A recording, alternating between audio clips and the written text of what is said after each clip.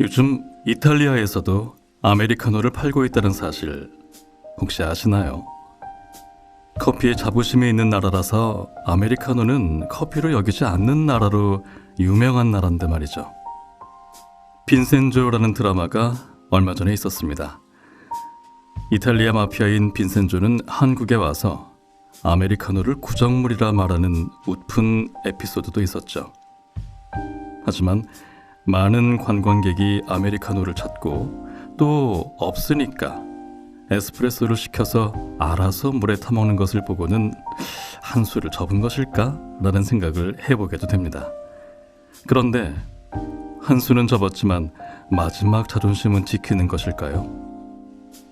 아메리카노를 팔기는 하는데 단 테이크아웃만 된다고 합니다. 조금은 웃음이 나기도 하지만 그것이 자존심과 소신일 거라는 생각이 들기도 해요. 여러분도 한 수 접을 수는 있지만 완전히 굽힐 수는 없는 자존심 혹은 소신이 있겠죠.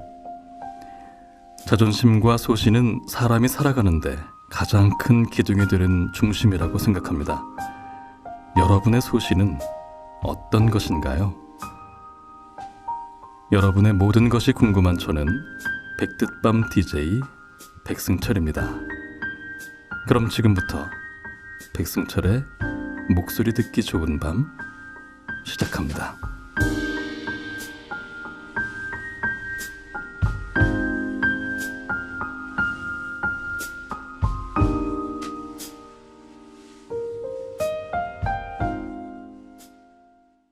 안녕하세요. 백듯밤 백야 청취자 여러분.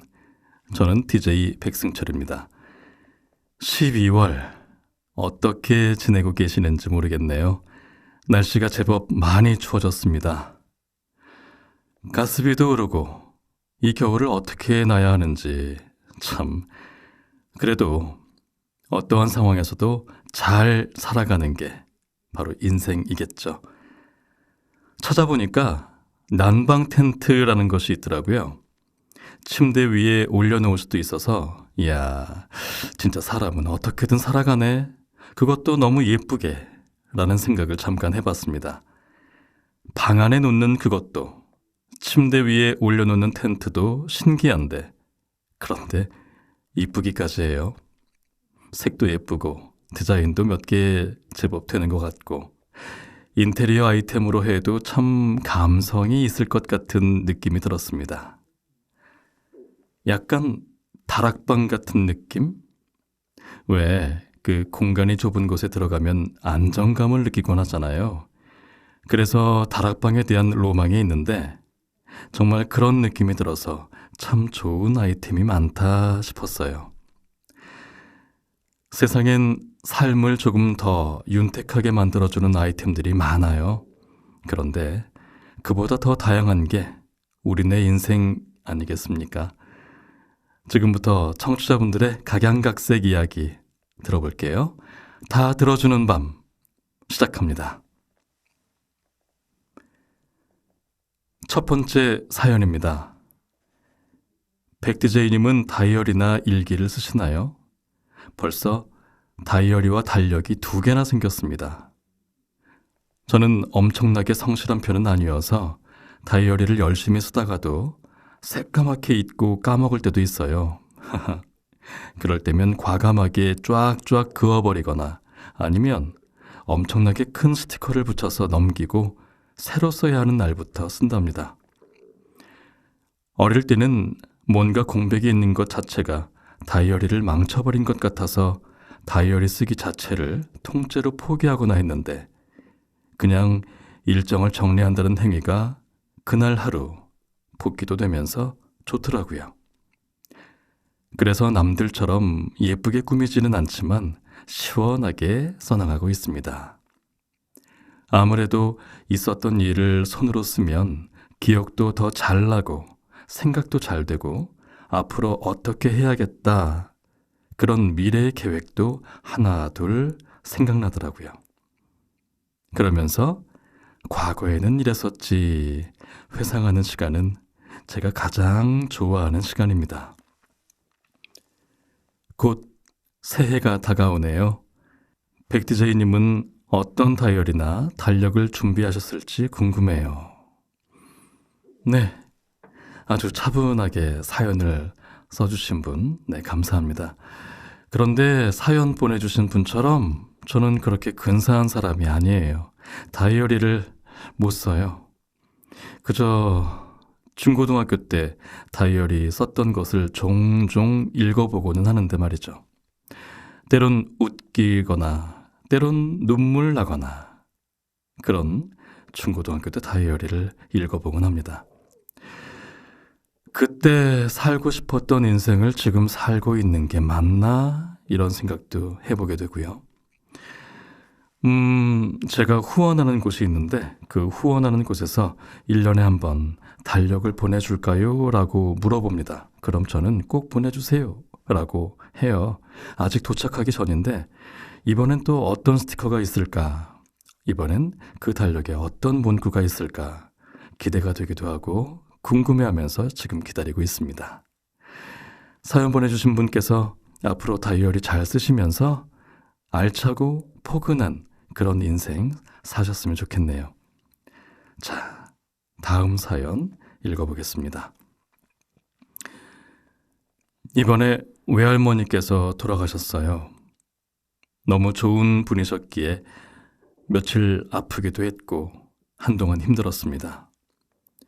너무 슬픈 소식이지만 일가 친척들이 모두 모이게 되면서 함께 밤을 보내고 이런저런 이야기를 나누다가 할머니가 마련해 주신 자리니까 앞으로도 가족 모임을 해보자는 이야기가 나왔어요. 저희는 젊은 인원이 꽤 많아서 대략 20, 30대가 20명 정도 되네요. 이모와 이모부, 외삼촌들에게는 좀 미안하지만 저희끼리 가볍게 자주 모이기로 했습니다. 성격들이 다들 좋아서 재밌을 것 같아요. 저도 꽤나 기대가 되네요. 어릴 때는 아버지 때문에 외가 쪽에 자주 놀러 가지 못했거든요. 이번에 사촌 모임 이름을 정하기로 했는데 어떤 이름을 내야 할지 고민이 됩니다. 백디제이님께 부탁드려도 될까요? 저희 외갓집은 홍씨입니다. 예쁜 성씨죠? 그럼 백디제이님께서 지어주시는 이름을 가문의 영광으로 알고 기다려봅니다. 하하. 이렇게 보내주셨습니다. 할머님께서 돌아가셨는데 네, 할머님께서 하늘에서 편히 잘 쉬시기를, 할머님께서 편히 잘 쉬시기를 바라겠습니다. 그 일을 계기로 해서 가족분들이 모여서 이렇게 재미있는 시간 또 앞으로 만들어보자 하신 거 참 좋은 생각인 것 같습니다. 그런데 이름을 어떻게 짓는 것이 좋을까요? 홍씨. 잠시 검색을 해봤더니 홍으로 시작하는 단어가 우리나라에 한 1000개 정도 되는 것 같더라고요. 그런데 좀 난감했습니다. 어떤 이름이 과연 좋을지. 재미도 있었으면 좋겠고 그 와중에 가족의 어떤 이미지도 떠올랐으면 좋겠는데 뭐가 좋을까요? 가장 단순하게는 홍패밀리가 제일 먼저 떠올랐고요. 그리고 무언가를 만들어 먹을 때 꼭 필요한, 특히 면을 만들어 먹을 때 꼭 필요한 홍두깨? 이런 이름은 어떨까도 생각해 봤고요. 또 붉은 빛의 건강에 좋은 공단이란 뜻의 홍공단이라는 단어가 있는데 이것도 참 괜찮을 것 같다. 단체의 홍공단이니까 단체의 이름도 있으면서 또 가족의 성씨도 있으면서 또 건강도 생각하는 이 이미지 자체가, 이 모임 자체가 우리 가족의 건강과 행복을 위해 참 좋겠다라는 뜻의 홍공단이라는 단어도 떠오르고요. 또 한편으로는 더 재미있게 그냥 홍당무라는 이름도 떠오르곤 하는데 글쎄요. 제가 지금 말씀드린 것들 중에 마음에 드시는 게 있을런지 없다면 차분하게 잘 골라서 해보시는 걸 추천드리겠습니다. 자, 다음 사연입니다. 저는 결혼한 친구가 있습니다. 고등학교 때부터 친구인데요. 제가 이제 3N살이니까 곧 알게 된 지 20년이 되는 정말 친한 친구입니다. 그런데 결혼하고 연락이 좀 소원해졌어요. 그래서 저번에 요즘 뭐하고 사냐라고 연락을 해봤죠. 그런데 돌아오는 답변은 행복을 찾아 살아 라고 하더라고요. 아니, 이제 결혼한 지 1년인 신혼부부가 벌써 행복을 찾는다니 말이 안 되잖아요. 그래서 무슨 일 있어? 라고 물어봤습니다. 그랬더니 정말 화나는 말을 해주더라고요. 참나. 친구가 아이를 가질 준비를 하며 산부인과에 다녔는데 제 친구가 살집이 조금 있습니다. 그냥 통통한 편이에요. 그런데 의사가 네가 살이 있어서 자연 임신이 어렵다. 그냥 이렇게 말해버렸다고 하더라고요. 그러면서 인공수정 한 번만 해보고 바로 시험관으로 넘어가자라고 했다고 합니다. 그래도 아직 젊고 시도해보고 난 다음에 결정하고 싶다고 본인의 마음을 단호하게 말한 자랑스러운 제 친구였어요. 그런데 저를 더 열받게 하는 건 이 다음입니다. 그렇게 진료실을 나가는 제 친구에게 의사는 한 번 더 이런 말을 했다고 해요. 살집이 있으셔서 자연은 어렵고 시험관을 해야 할 것 같다 라고요.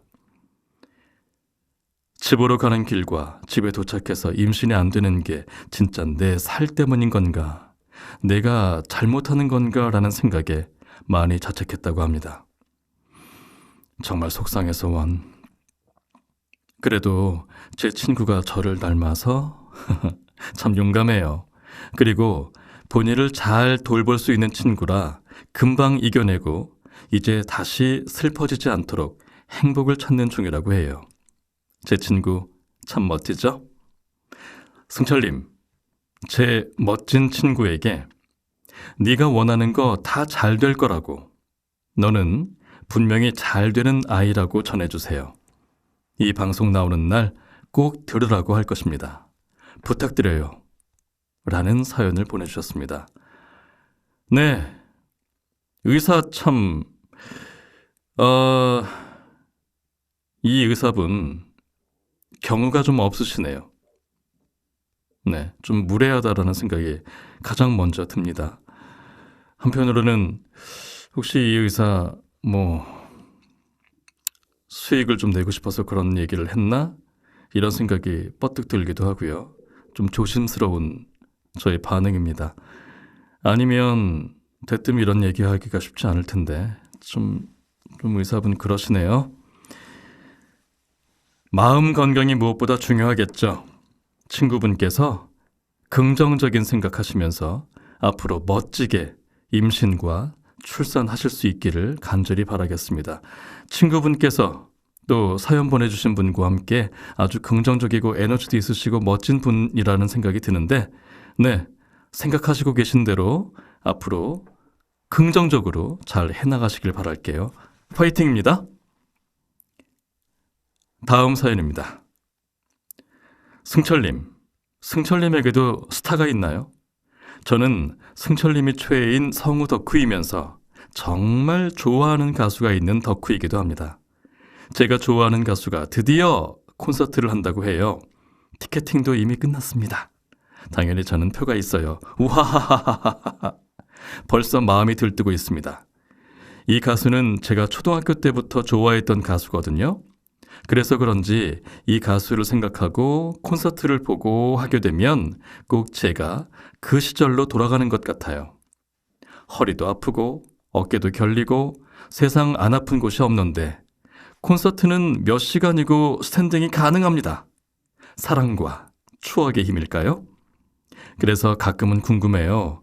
나이 드는 게 너무너무 싫어서 안 듣고 싶고 하긴 하지만 2N살, 2N살 때부터 승철님을 좋아했던 이 덕심이 나이가 많이 들어서 정말 50살쯤 되면 그때 승철님이 하신 작품을 다시 들으면 나는 어떤 기분을 느끼게 될까? 내 이 젊음을 승철님을 생각하며 어떻게 떠올리게 될까? 이런 궁금함도 듭니다. 승철님은 생각만 해도 어려지는 것 같은 그런 존재나 아이템 혹은 노래 이런 게 있으실까요? 궁금합니다. 네, 이런 사연이시네요. 어떤 분의 콘서트인지 저도 궁금하네요. 초등학교 때부터 좋아했던 가수시다. 그럼 최소한 데뷔하신 지 10년은 넘은 가수분이실 텐데 누굴까요? 스탠딩 하시는 가수분? 궁금하네요. 근데 저도 사연 들으면서 읽으면서 생각을 해봤습니다. 우선 영화가 떠올랐어요. 영화 볼 때 추억 속에 빠지고 그때 그 순간이 떠오르곤 하는데 저에게 그 시작은 영어 제목은 고스트이고요. 우리나라 제목은 사랑과 영혼이라는 영화였습니다. 그리고 그 다음 영화는 키아누 리브스가 나왔었던 구름 속의 산책이었고요. 그리고 또 그 다음 영화는 제가 종종 여러분께 말씀을 드리곤 했는데 노트북이라는 영화였고요. 또 If Only라고 하는 영화가 저에게는 제가 지금도 젊지만 좀 더 젊었을 때 그때의 추억이 떠오르곤 하는 그런 영화입니다. 노래로는요. 제가 정말 좋아했던 초등학교 때부터 중학교 때, 고등학교 때 너무너무 좋아했었던 분이 계세요. 변진섭이라는 분이시고요. 이분이 불렀던 로라라고 하는 노래를 참 좋아합니다. 종종 길 가다가도 지금도 흥얼대는 노래이기도 해요. 로라 나의 사랑 로라 뭐 이렇게 멜로디가 흘러가는 노래입니다. 또 임창정 님도 좋아해요. 이 임창정 님은 어지간한 노래들이 다 좋아요. 물론 임창정 님처럼 고음이 제가 시원시원하게 나오진 않습니다만 노래방에 가면 임창정 님의 노래를 많이 부르곤 합니다. 변진섭 님 노래도 참 많이 불렀었고요. 임창정 님은 예전에 한번 뮤지컬을 2대에 있는 공연장에서 뮤지컬을 하셨는데 그 뒤에 직접 만나서 인사를 나눈 적이 있어요. 저랑 나이가 똑같거든요. 그래서 어떤 동질감? 이런 느낌이 있어서 인사를 하면서 공연 잘 봤습니다. 그리고 악수하고 막 그랬었는데 참 친해지고 싶은 친구 이렇게 말하면 좀 결례일까요? 친해지고 싶은 친구다 라는 생각을 해보기도 했던 순간이었습니다. 그래서 임창정님, 변진섭님 참 좋아하고 또 여러분께 소개해드리고 싶은 분이 있어요. 잘 모르시는 분들이 많으실 겁니다. 최근에 활동을 하는 분은 아니시거든요, 이분이. 그런데 종종 음악 프로에 나와서 노래를 불러주시곤 했어요. 종종. 바로 장혜진이라는 가수분이신데 이분 음색을 그 순간에 그 젊었을 때 어렸을 때 제가 들었을 때의 그 음색에서 느껴지는 충격은 대단했었습니다. 한국에 이런 음색도 있구나. 와, 이런 생각이었고요. 그분의 노래 중에 1994년 어느 늦은 밤, 또 아름다운 날들이라고 하는 그런 곡이 있는데 여러분 차분한 밤에 샤워도 하시고 차 한잔 하시면서 혹은 커피 한잔 하시면서 향초 조용히 하나 켜놓으시고 1994년 어느 늦은 밤 한번 들어보시는 걸 조심스럽게 추천드려 볼게요. 한번 꼭 들어봐 주세요. 자, 마지막 사연입니다. 데미타세 아포가토, 에스프레소 마키아토, 또 에스프레소 콘파냐, 데미타세 아보카토 카카오. 이게 다 뭐냐고요? 요즘 에스프레소 바가 유행입니다. 그래서 제가 조금씩 마셔본 메뉴예요. 일단 저렴한 가격과 쾌적한 인테리어에 놀라고 맛이 굉장히 쓸 줄 알았는데 샷이 너무 훌륭해서 그 맛에 놀랐어요. 승철님도 에스프레소 바에 즐겨 가시는지 궁금하네요. 일단 아포가토의 경우 굉장히 고급스러운 아이스크림을 얹어줘서 정말 즐겁더라고요. 마키아토나 꼼파냐는 정말 부드럽고 부담이 없어서 몇 잔이라도 더 마실 수 있을 것 같았어요. 아, 그리고 에스프레소는 맨 처음에 설탕가루를 넣어서 휘젓지 않고 그대로 에스프레소를 즐기다가 마지막에 바닥에 가라앉아 캐러멜처럼 녹진해진 설탕을 먹는 게 별미죠. 지금이 한밤중이 아니라면 당장이라도 한 잔 마시고 싶네요. 요즘 계절에 듣는 백대밤과 에스프레소, 진한 감성이 가득하다는 점이 정말 잘 어울리는 것 같아요. 네, 이렇게 사연을 주셨습니다. 감사합니다. 에스프레소 바가 있는 건 저도 최근에 알게 됐는데 아직 가보지는 않았습니다. 지금까지는 일반적인 카페에서 차를 즐기곤 했는데 그러나 제가 다니고 있는 카페에서도 아포가토, 네, 바로 데미타세 아포가토라고 해야 될까요? 근데 저는 아포가토를 에스프레소에 딱 담겨있는 아주 찐득찐득한 아이스크림이 담긴 아포가토를 즐기곤 합니다. 지금도 급 땡기는데요. 종종 저는 저에게 스스로 상을 주고 싶을 때 혹은 너무 피곤할 때 주문해서 먹곤 합니다. 기회가 되면 에스프레소 바에 꼭 가보도록 하겠습니다. 나중에 저희 작가님께 어디 에스프레소 바가 좋은지 알려주시면 제가 거기를 가보도록 할게요. 네. 사연 주셔서 감사합니다.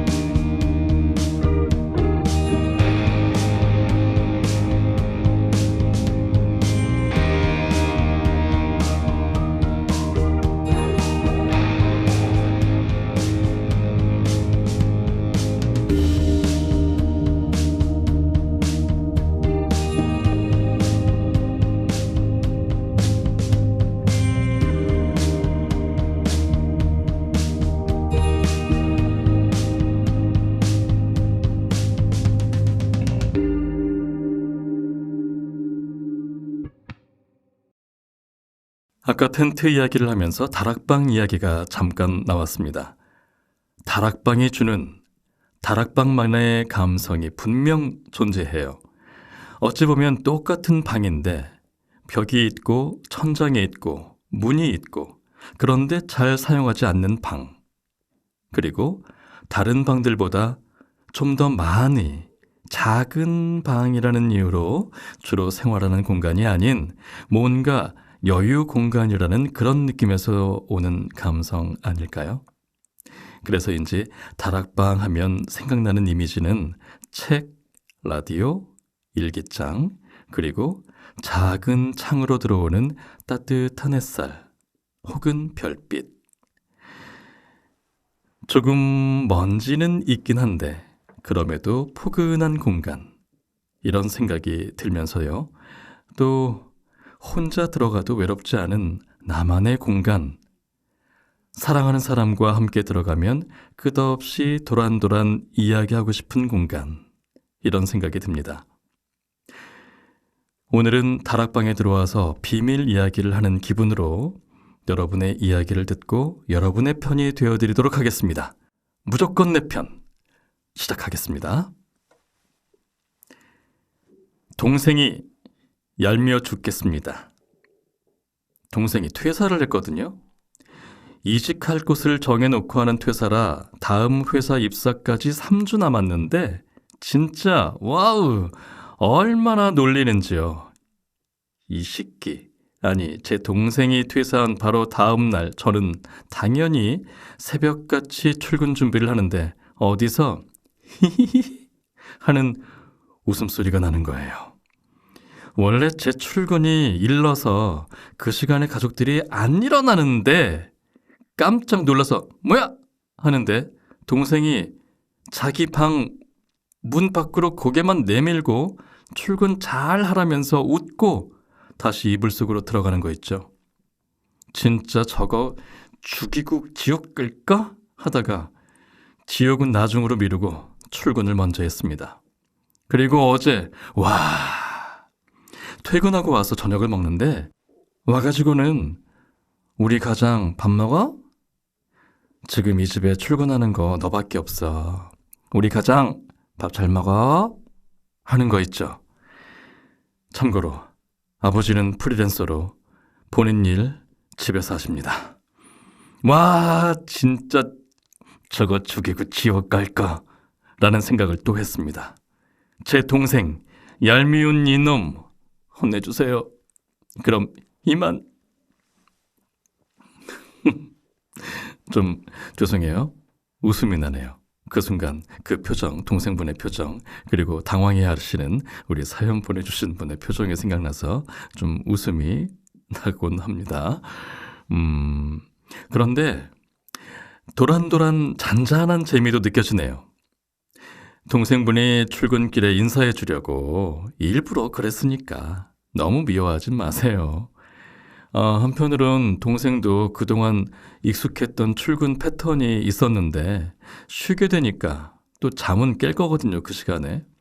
밖에서는 이제 사연 주신 분께서 움직이는 소리가 들리기도 할 테고 뭐 이런 집 있잖아요. 가던 말던 뭐 인사 안 할 수도 있는데 그렇게 동생분은 문 빼꼼히 문을 열고 인사하고 이불 속에 들어가는 거 참 즐거운 가족이구나 라는 생각이 드네요. 너무 미워하지 마시고요. 나중에 복수는 꼭 하세요. 어떻게 하냐 하면 같이 치킨을 드시는 거지요. 치킨 드시면서 동생 입에다가 닭다리 하나 그냥 쑥 넣어주시는 걸로 네, 복수 귀엽게 하세요. 네, 감사합니다. 다음 사연 읽어볼게요.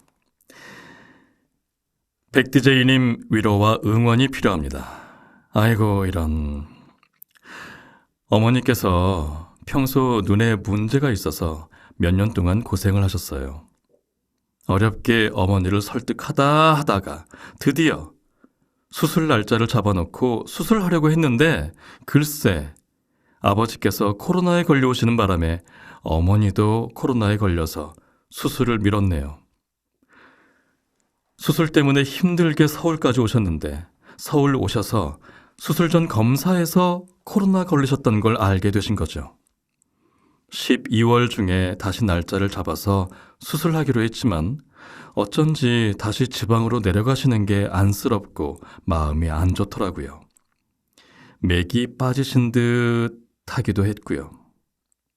두 분께서 함께 격리하시게 되어서 어쩐지 걱정이 많이 됩니다.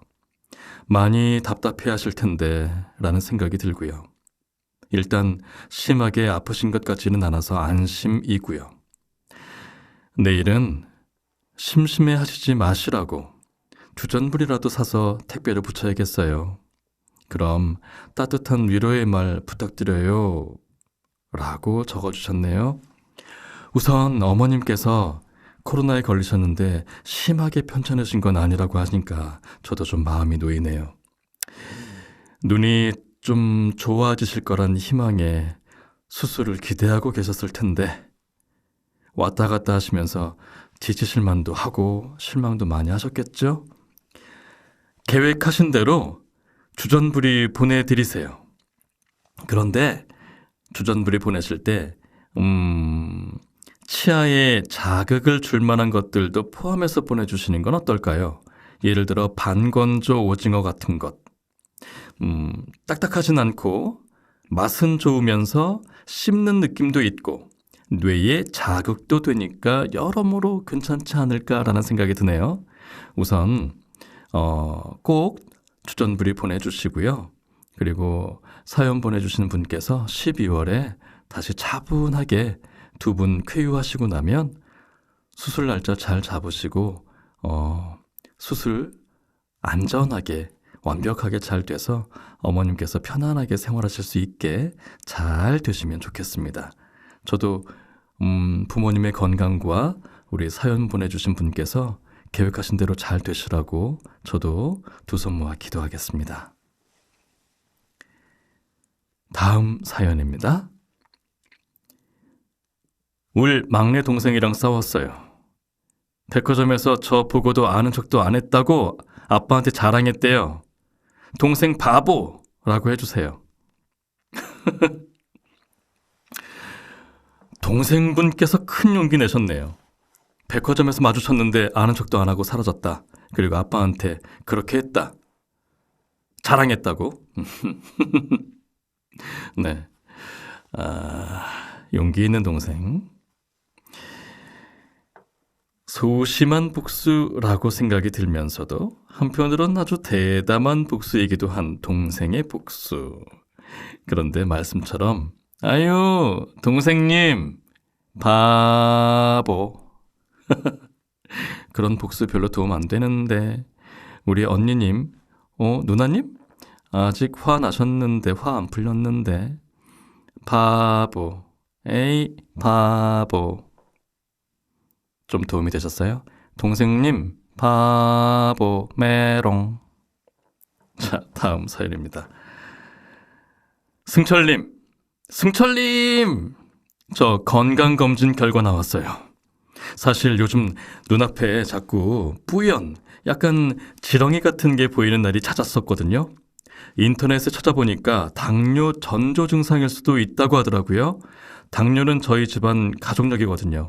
그래서 아니길 하는 마음으로 건강검진 했는데요. 무려 공복 혈당 75로 정상이 나왔습니다. 제가 살집이 좀 있거든요. 그리고 이상하게 제 주변 사람들이 당뇨 의심을 받는 사람들이 많아서 걱정이 많았는데 진짜 정상이 나와서 얼마나 좋은지 몰라요. 제가 이 이야기를 하니까 지인들이 왜? 라고 물어보는데 그것도 너무 웃겼어요. 캐캐캐. 그러면서 역시 건강한 돼지가 되어야 해. 너처럼 하는데 이 말을 주먹으로 콩 하고 때릴까 고민도 했지만 당뇨 의심도 아닌 정상으로 나와서 얼마나 좋은지 몰라요.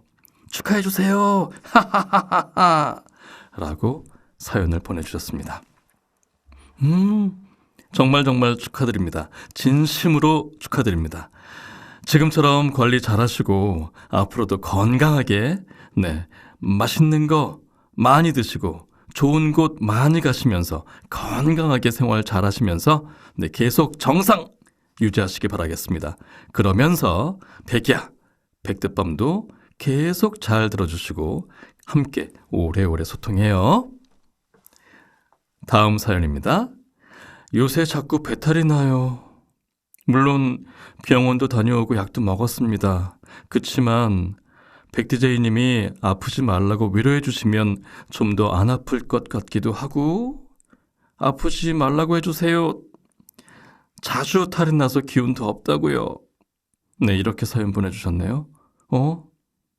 잠시 반말 버전. 왜 아파? 배 많이 아파? 어떡하지? 너 아프면 나도 슬픈데. 어떡하냐? 안 아프면 좋겠어. 배 아프지 마. 이게 방송만 아니면, 아이고, 쓰담쓰담 이렇게 해주면 참 좋겠는데 그럴 수도 없고, 진심으로 아프지 않았으면 좋겠어. 여기까지 반말 버전. 마음이 아프네요.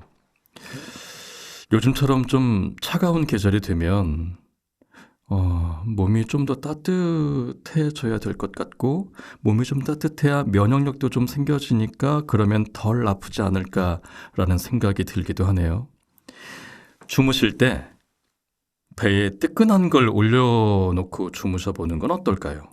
아니면 발효 음식들을 혹시 드시고 계시겠지만 그 양을 살짝만 더 늘려서 드시는 건 어떨까요? 라는 생각이 드네요. 그리고 다시 한번 말씀드리지만 아프지 마세요. 아프면 저도 많이 속상하답니다. 아프지 마세요.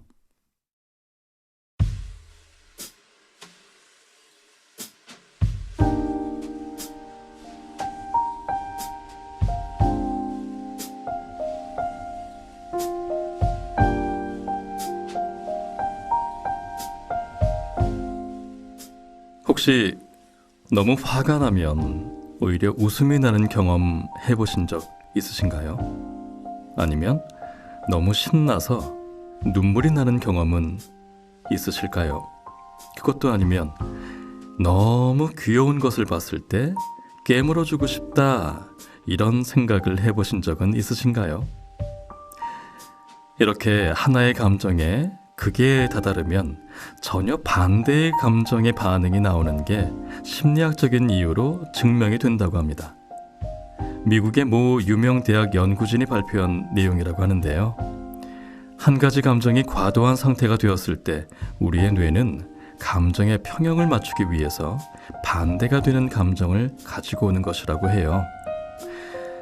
사회생활도 적절한 균형이 필요한 것처럼 우리 내부에 심리적으로도 균형이 필요하다는 말이 되겠죠. 바쁘게 사는 것도 중요하지만 나를 위해서, 내 인생의 균형을 위해서 그만큼 쉬는 것도 중요합니다. 여러분의 삶의 균형에 다정함으로 함께하고 싶은 백승철의 목소리 듣기 좋은 밤, 오늘은 여기까지만 할게요.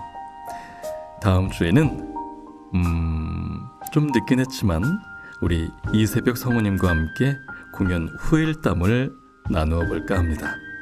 여러분 많이 기대해 주시고요.